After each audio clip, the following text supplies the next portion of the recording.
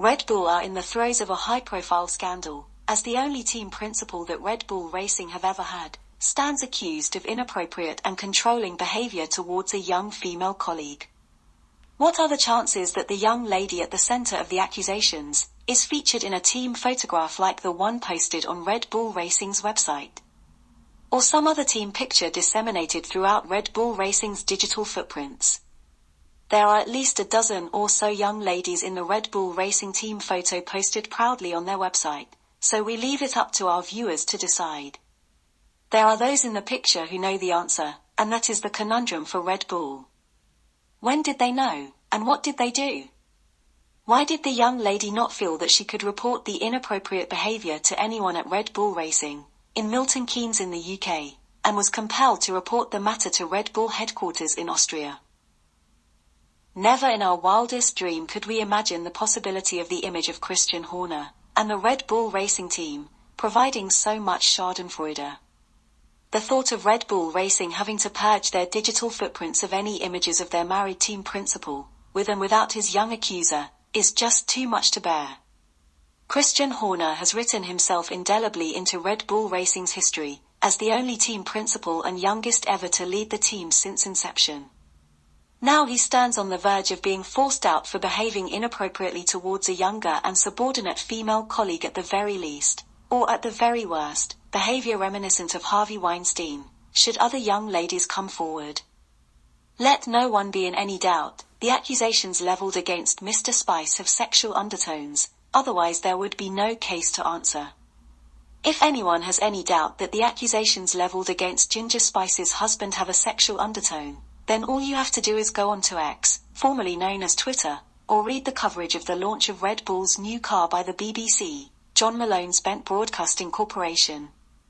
David the Lion-Toed Coulthard's ill-conceived attempt to spice up the proceedings by referencing Mr. Spice getting his kit off could only have raised eyebrows, as Mr. Andrew Bullshitter Benson reported, if the accusations against Nasty Spice didn't resonate with the rumors that the inappropriate behavior towards his young female colleague involved images of him getting his kit off. The John Malone-controlled Formula One media are trying to downplay the sexual connotation to gaslight the public, while Red Bull are looking for the best way to feed Christian to the lions. In this video we will expose the cover-up, and invite viewers to identify the likeliest focus of Mr. Spice's attention. We will also show why Red Bull will find it difficult to purge their digital footprints of the history of Christian and his accuser. The chance that one of the young females at Red Bull Racing attracted inappropriate behavior with sexual undertones from Jerry's husband is quite high, given the length and depth of the investigation being conducted. We contend that the accuser would be the one that most resembles the younger Mrs. Horner, and ask viewers to submit their own conclusions in the comment section. Before going further, we invite those of you who haven't already done so, to like, subscribe, and click the notification icon to be notified when the next video is uploaded. The knowledge that the nasty team, whose sexist, racist, homophobic, and xenophobic leaders have long led the charge of the anti-woke brigade, is now on the verge of self-destruction on a woke #MeToo platform, is just too much for us to handle. The fact that those who rose to the top of the Red Bull shithill, that they turned Formula One into, by smearing Sir Lewis with their bullcrap, are now smearing themselves, is classic schadenfreude, that makes us want to renew our Sky F1 subscription, just to witness bullshitters like Martin Gopher Brundle, and David the Lion-Toed Coulthard, tiptoeing around the allegations. How long before the mild-mannered Max Verstappen blows his top at repeated questions about his team principal's proclivities? How will the gentle Verstappen Sr. respond to vexatious questions about his son's boss during his TV punditry? How will the diplomatic Helmut Marko finesse the accusations leveled against his long-term colleague? How will Red Bull's PR team handle the publication of the conclusion of the investigation? We are reminded of the adage, whom the gods will destroy, first they elevate. Having risen to the top of the bullshit hill, Red Bull have succumbed to their innate nature and turned on themselves. Although we are critical of Rubberneckers, the impending Red Bull crash in slow motion will be a sight to behold.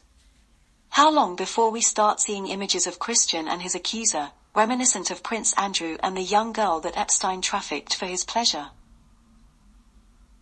As 2023 was coming to an end, we believe 2024 would be the turnaround year, and 2 months in, it is already over-delivering.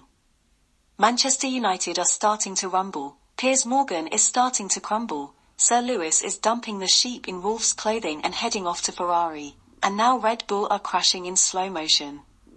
Our joy runneth over with the image of little Chris Horner, sitting in a corner, on a lumpy cushion, whinging about me too being effed up the arse, after being gored by a Red Bull horn.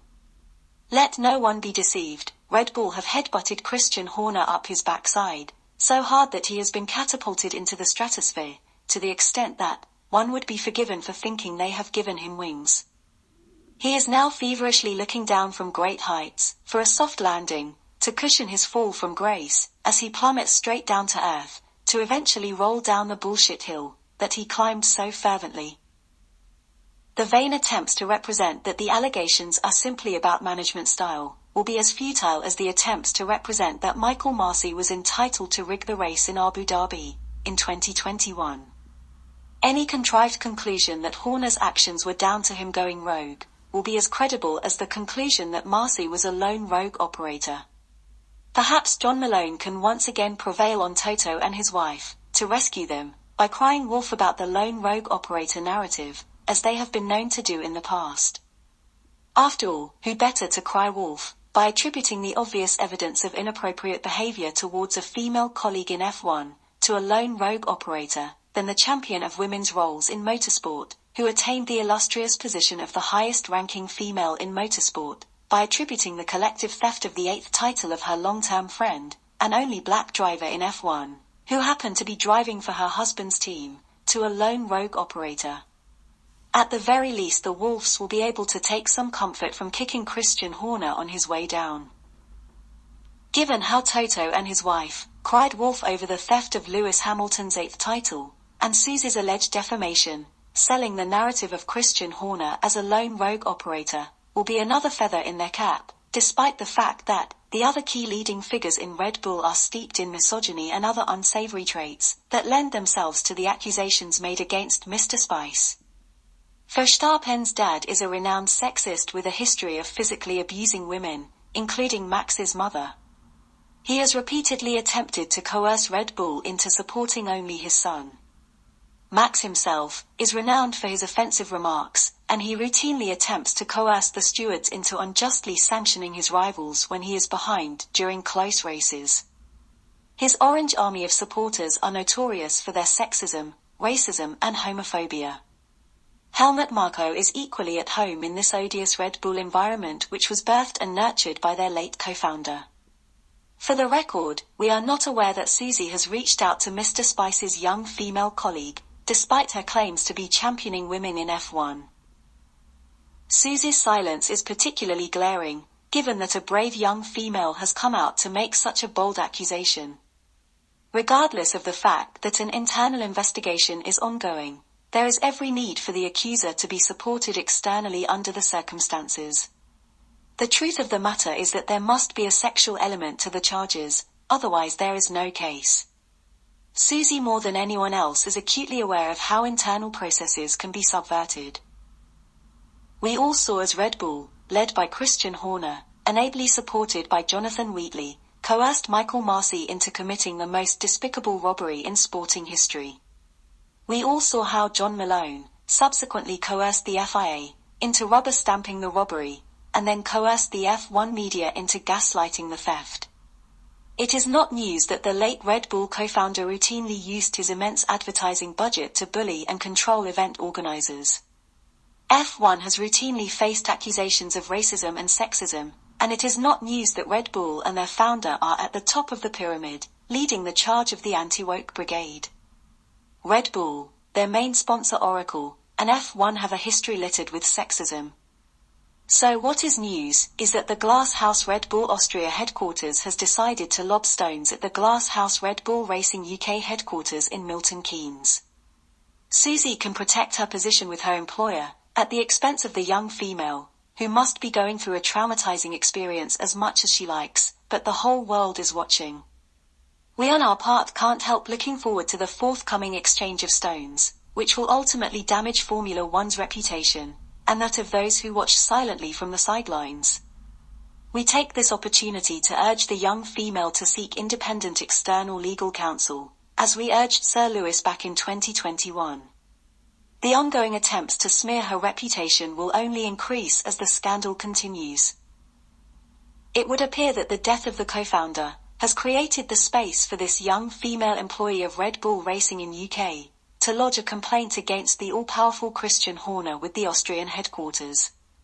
There is no doubt that if Dietrich was still alive, the young woman would probably never have made the complaint, or it would have been dismissed along with her services. There is also no doubt that she has unimpeachable evidence to back up her accusations, and Red Bull are only looking for a way of minimizing the damage to the brand. There is no doubt that the allegations have sexual undertones, otherwise, Mrs. Horner would not be plastered all over F1 media as standing by her man.